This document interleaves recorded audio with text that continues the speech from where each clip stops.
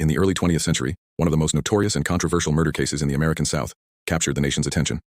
The tragic death of 13-year-old Mary Phagan in 1913 led to a long-standing legal battle and deep racial tensions that would forever stain Georgia's history. Mary Phagan was a factory worker in the city of Atlanta, Georgia. She worked at the National Pencil Company, a large factory that produced pencils, and had gone to pick up her paycheck on April 26, 1913. That evening, after leaving the factory, she was found murdered in a nearby alleyway. Her body was discovered in the early hours of the morning, and she had been strangled and sexually assaulted. The case quickly gained national attention. The murder was brutal and the police were under intense pressure to find the killer.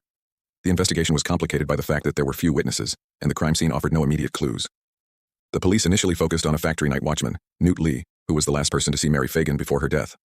However, Lee's alibi checked out, and no evidence tied him to the crime.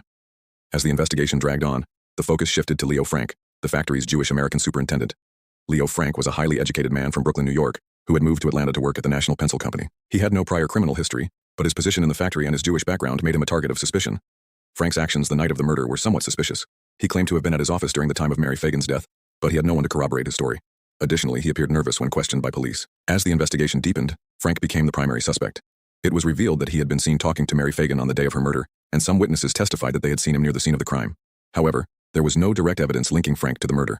Despite the lack of concrete evidence, Frank was arrested and charged with murder. His trial began in July 1913 and quickly became a spectacle. The prosecution painted Frank as a perverted murderer who had taken advantage of the young girl, while the defense argued that the case against him was based on circumstantial evidence and prejudice against his Jewish background.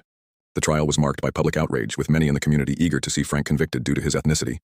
The jury deliberated for just a few hours before finding Frank guilty of murder. He was sentenced to death, and the case seemed to be closed. However, the trial and conviction were highly controversial. Many believed that Leo Frank had been framed and that the evidence against him was flimsy at best. The case became a flashpoint for racial and religious tensions in the South, and many people, both inside and outside Georgia, rallied behind Frank, insisting on his innocence. In 1915, after several failed appeals and a nationwide outcry, the Georgia governor, John Slayton, commuted Frank's sentence to life in prison, citing doubts about his guilt. This decision was met with outrage by many in Georgia, and a mob of angry residents took matters into their own hands.